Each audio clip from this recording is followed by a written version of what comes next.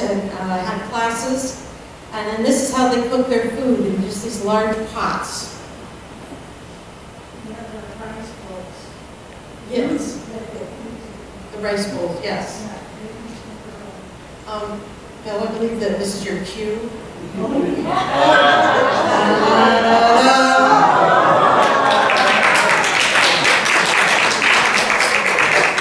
So now he's a hero, because our tour guide said you are not a hero until you climb the wall. So we did get to see the Great Wall. This is from the bus. This is looking up. Okay? And then this is looking down. And I took this picture from the second station. This is the first one. I'm at the second station.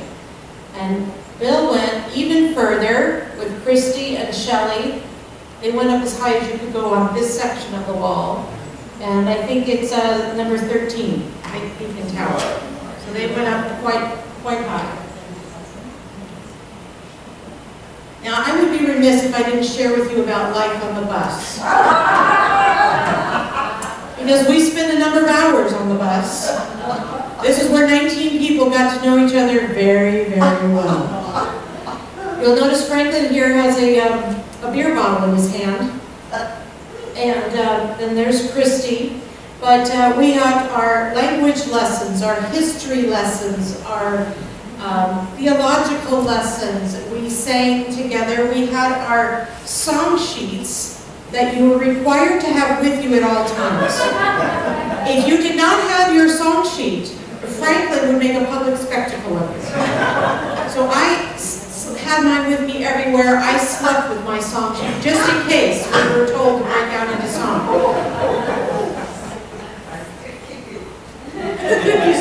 Hannah still keeps hers. She's been traumatized.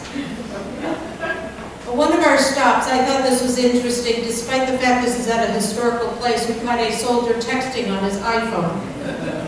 And then I went and stood next to him and had my picture taken. He never would crack a smile. I tried. The interesting observation is that Franklin and Jean, no matter where we went, made friends. A very, very friendly country. But they would, this is a gentleman who was just sitting there, and Franklin sat down, struck up a conversation, and I believe you found out he was in his late 80s, Franklin? Yeah. Yeah? He's younger than I am. Younger than you are, okay. And then this lady here was selling baby booties that she had knitted, and she was just along the street side, and Jean struck up a conversation and learned all about her. Next in Beijing, we went to the Temple of Heaven, also known as the Altar of Heaven. This was constructed somewhere between 1406 and 1420. Absolutely gorgeous piece of architecture. And another group picture there. And you can see that it's a sunny day now. Now we're very hungry at this point, so this is where how we ate most of our meals. Different restaurants along the way, family style like this. And I did not recognize most of the food. As you know, I had issues with the food. I lived on a lot of white rice. This particular trip, everyone was quite excited because we got Peking duck. So quite the delicacy. And you know, after all this, I was just plumb tuckered out. So I took a nap. After about 3 days in Beijing, we made our way to Xi'an. So we traveled another 679 miles. This is the capital of the Shaanxi province. Shaanxi. See, it's all about the tone. Shaanxi province, one of the oldest cities in China with more than 3,100 years of history. Most of the people here are Han Chinese. This is the largest minority group in China. Population of 8 million, about 8.5 million, and an elevation of 1,300 feet. And our first stop was a visit to the Committee of Three Self-Patriotic Movement of the Protestant Church and the Christian Council in Shaanxi province. where we met Reverend Wong Yung and at the Christian Council there, and we were presented with, what was this one? This scroll here as a gift to Monte Vista Grove Homes. And he's the husband to Dr. Gao, right? No. Oh, wrong one, sorry. No.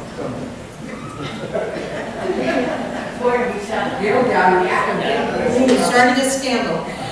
From there this is a group picture of all of us here. And from there we went to the Bible school that is connected to them. And this is one of the meeting rooms. And on the wall there, and I'll ask Jean to talk about this, is a hanging that Jean Wu made. No, not really. It's one of our trips to China. I think many of you were on this trip. We presented to them one Lord, one faith, and one family. Okay, so this is from one of your previous trips, and it was still hanging on the wall. Now, at the Bible school, we visited one of the classes, and they sang for us. And then Franklin made us whip out our song sheets, and we sang for them. Typically, we sang Amazing Grace. There was another song that we tried to sing. I think it was Simple Gifts, was it? We tried to do this in a round, and we weren't very good at it. But, so basically, we resorted to Amazing Grace. May I add something? The students, we presented to the students in each seminary, everybody a ballpoint pen with the scripture. And then so when I started to explain to them, I said, what does the Lord require of you? Immediately the whole class recited loudly, but to do justice, walk humbly with your God. Very, very spontaneous. Yes.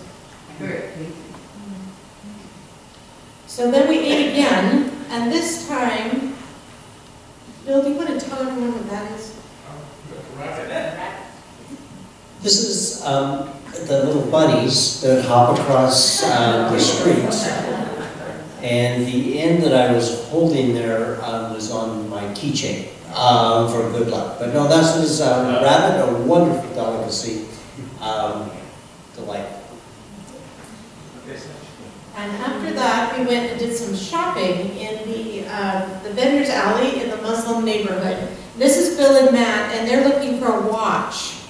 And Matt found a prized watch there, a Mao Zedong watch, and Mao's hand does this. And I hear that it's still working, and I think he paid $10 for it.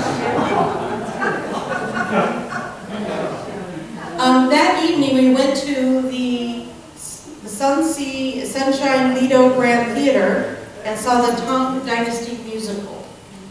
These were the ladies in the lobby. I felt quite underdressed. Now, I have a few pictures. We were sitting a ways back, so you have to understand this is a very large theater. But with my telephoto lens, I was able to get a few shots so you can get an idea of what the show was like. It was really quite beautiful, very colorful, and told the history of the Chinese journey. And these musicians, these were my favorites. I love this one.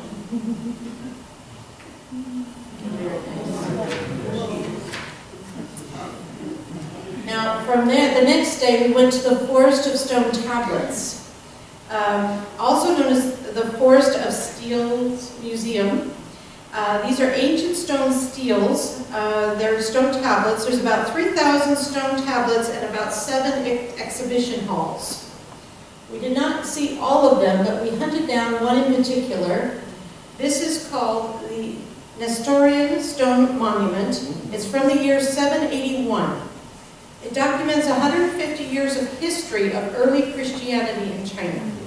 Describes the existence of Christian communities in several cities in northern China, and there's around 1,900 Chinese characters on it. It refers to Genesis, the cross, baptism, and the Trinity, just to name a few things. Now, up here, that's the head of the stone here, and this little area here you'll see, is actually a cross. And then, right about where Jean's pointing, this is a close-up, and this character here is the Trinity. Three in one. So it's pretty amazing. You have the rubbing there. The rubbing, yes. This is the rubbing. This was received at another visit to a China Christian Council office over here on the side. And it's a rubbing of this actual stone. Now also we found, Donald and Mei Ling found that there was a stone from your heritage. Do you want to say a little something about that, Donald? Actually, one of the tablets had the name of my ancestor. Same last name as mine, carved on it. It was interesting. Pretty amazing. And you'll see that these exhibition halls are just rows and rows of these stone tablets, all engraved. Outside of one of these halls were horse hitching stakes, and so we just took a fun picture. One of my very favorite places is the eighth wonder of the world, they call it, the Terracotta Warriors. The entire museum covers a total area of almost 50 acres. There are three main buildings, Pit 1, 2, and 3. This is Pit 1. In March of 1974, as the story goes, local farmers were drilling a series of wells in search of water. They discovered pottery fragments and ancient bronze weapons. Pit 1 is the largest at 16,000 meters, which is about the equivalent of 3 football fields. So you'll see here around the edges, these are people walking around the exterior perimeter there of this very large pit that has rows and rows of terracotta warriors that have been unearthed.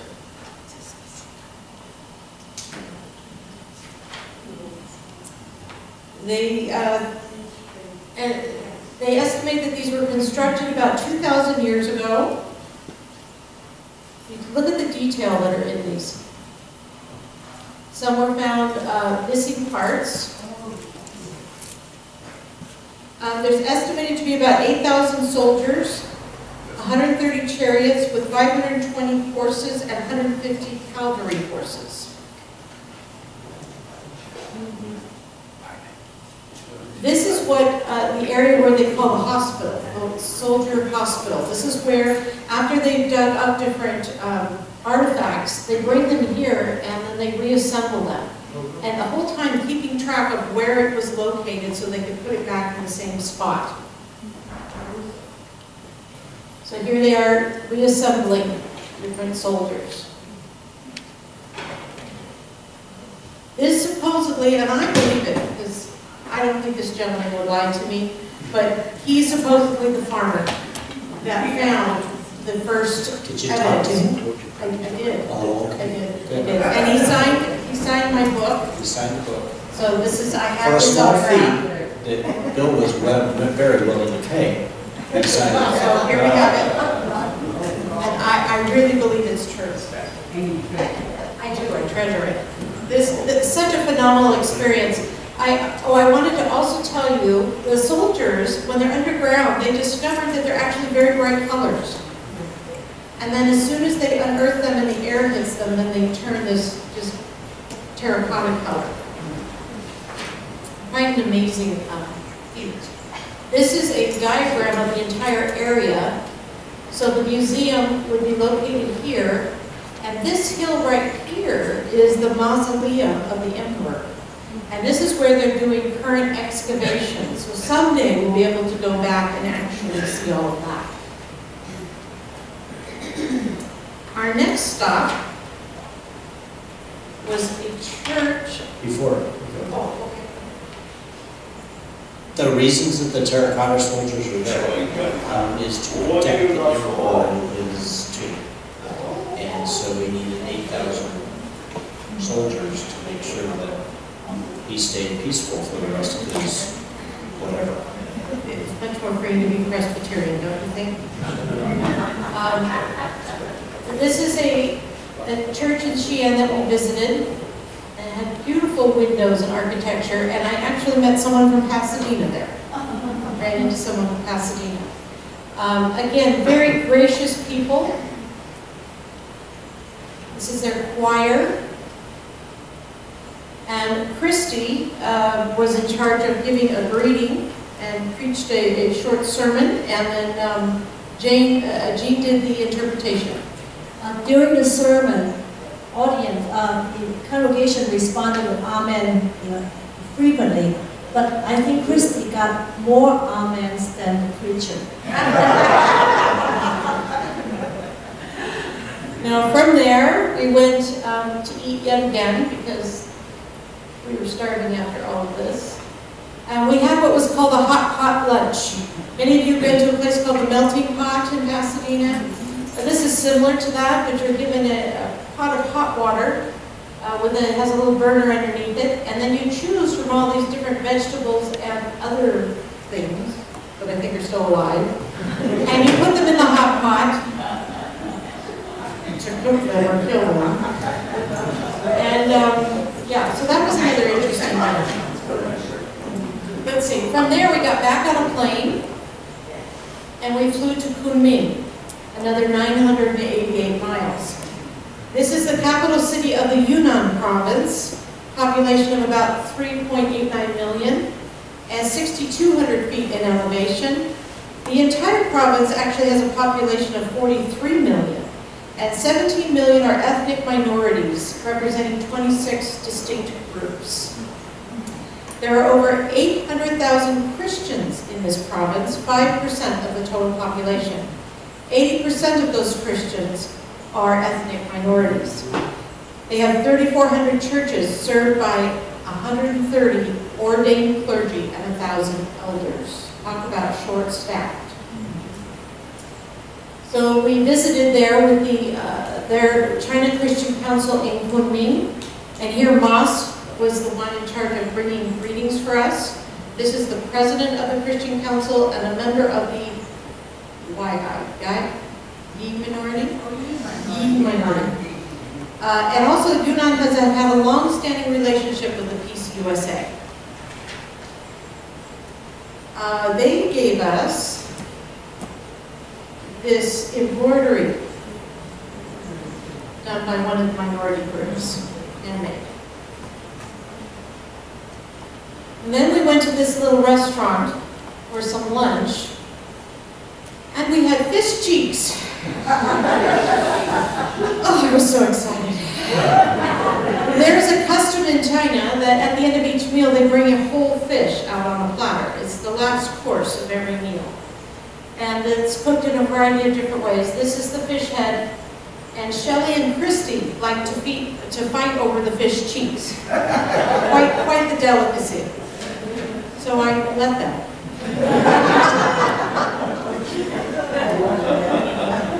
From there, I think the battery's big business. We went to an ethnic minority village park in Kunming, and why don't you talk about that?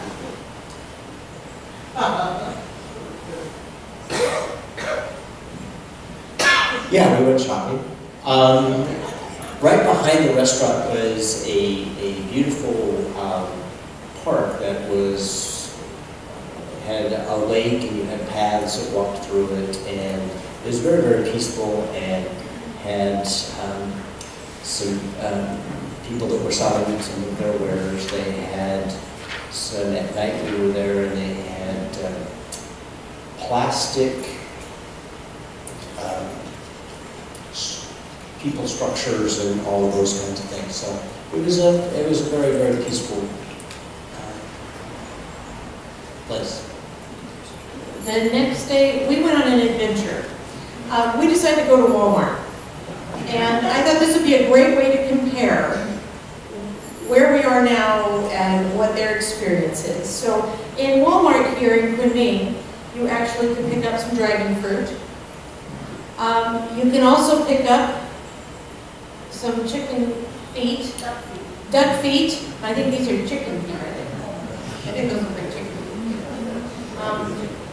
You can pick up some whole birds there. Come on. can pick up some rabbit. In Walmart there, you can also buy live fish to take home and cook up for your final course with your family dinner. You can also buy live turtles and frogs, and they are not going home as pets. This is some duck over here, and this is pizza with some dragon fruit on top. And this is a collection of different kinds of chicken feet and duck feet cooked in a variety of different ways. And you can just buy these by the pound at your local Walmart. We also found a KFC because I was getting rather hungry. So I just wanted to show you the kind of offerings that they have at KFC besides the things that we're used to. They adapt. And there's our tray, and on the wall, though, it said, "It's finger licking good." So after that, we went to a small, another ethnic minority village. It's called a Small Water Well Village. Now, it's hard to tell from this picture, but we're on this big bus, and there's this square archway. So let me show you from another perspective. This is the archway, this is the bus. It doesn't fit. So we were a little stranded there until the people from the village came down in small vans and shuttled us to the village. And I was actually very glad that they did, because look at the road. I don't know how that bus would have done on this road. So we arrived in this little village, and this was actually, most of the people on the trip would say this was one of their favorite experiences. These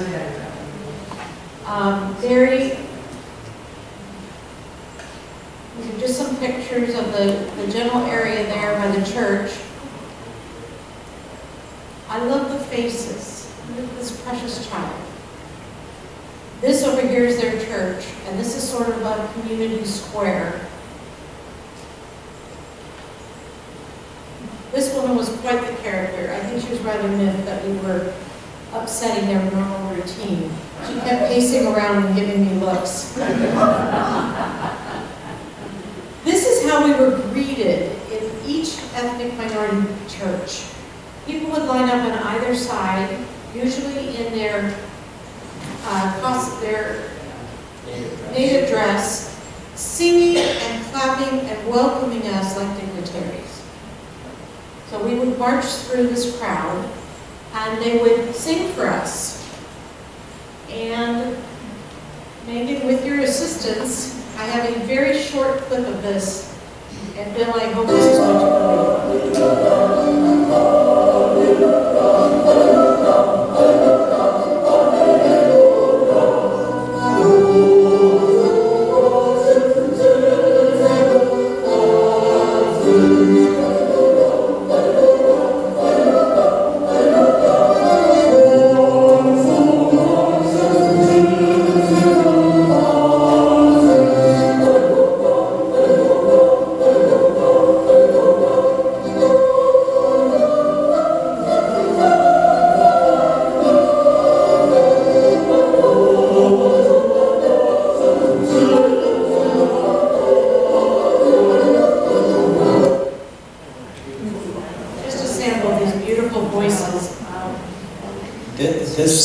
This group, this choir, was absolutely amazing.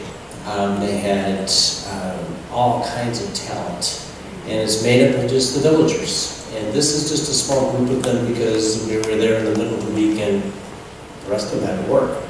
And so this was just a small sampling. And they had talked about going, that they had finally made it this last year to do a competition in Beijing. And the first time that many of them had ever left the mountains. And it was just amazing. They're very, very talented. Well, after that, we got up and tried to sing. And I did not record that. I would not subject you to this experience. But we do, you see the people who are obedient have their song sheets there. Okay? there's a group picture. After each visit to these churches, the village would cook us a feast. And here we are saying grace beforehand. Now, you know, it's bowls like this that scare me. But this is, I think, was this chicken or lamb? I can't remember which one. But they put the whole entire animal in the bowl. The whole thing. They just chop it up and put it in the bowl. And then that's what I had in my bowl. It's a chicken foot. That'd be so cute. The children were quite fun at this particular village, and some of us had brought with us different things to share with them. So here we have Jenny making balloon animals with these children. And this one, they're fascinating. We gave them some little boxes of raisins. And this one here must have eaten 6 little boxes of raisins. She just thought those were just the neatest thing. We have our holding our balloon animals and frisbee ring. And this one, Bill is teaching this little boy how to blow bubbles. And he worked so hard at that. And finally was able to be successful at that. So that was a lot of fun. This is how they wash the dishes after they fed us lunch. Washing all the, you see the bundles of chopsticks there.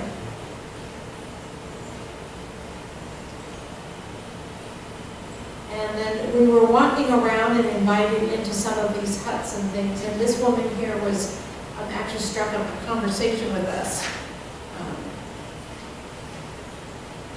This is a corn. They grow a lot of corn, so you saw a lot of corn drying through the village, as well as these peppers. This is on a roof, actually. Pictures. Okay, so after that we went to Lijiang.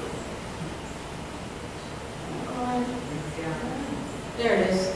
Only 323 miles, so we didn't have to fly too far. This is a population of 1.2 million and an elevation of 7,900 feet, so we're going up into the mountains a bit here. And this is the beautiful Jade Dragon Mountain. Just beautiful. And this is at the bend of the Yangtze River. This is the longest river in Asia and the 3rd longest in the world, 3,988 miles. And so this is just one of the bends here. This is a little house restaurant, I guess is how you would describe it, where we stopped for lunch. Pay particular attention to these bowls here as we're walking in, because there, my friends, is the fish that you're going to have at the end of your meal. It's great fun when you walk back out, those bowls are empty. Yes, so you know. This is at that restaurant, and these are all the peppers that they're drying and then crushing. This is the Judean church that we visited. And again, they're greeting us in the line as we get off the bus, singing and clapping. And we're returning the greetings. These 2 individuals were really impressive. This is the young reverend who, Jean, can you tell a little bit about him? He was really quite impressive. He's a Lisu minority, and he's the first person to ordain in Lijiang. Just a delightful person. And the other one is the head of the Bible school. And is he legally blind or almost blind? He has vascular degeneration and he's having a lot of problems. But the joy and the spirit that comes from these people is just tangible. When they would pray, we didn't understand, well, most of us didn't understand the word they were saying, but the tears were rolling down our face. We felt the spirit. They also sang and danced for us. And I believe that she was in her late 80s. Quite energetic. Look at their faces just shining. And I just love this picture. It was wonderful. Now, One other thing that happened in each of these churches is Franklin didn't contain himself. He got up and he also taught. So everywhere we went, we got another lesson. And there we are singing again. More of us have our song sheets this time, you'll notice.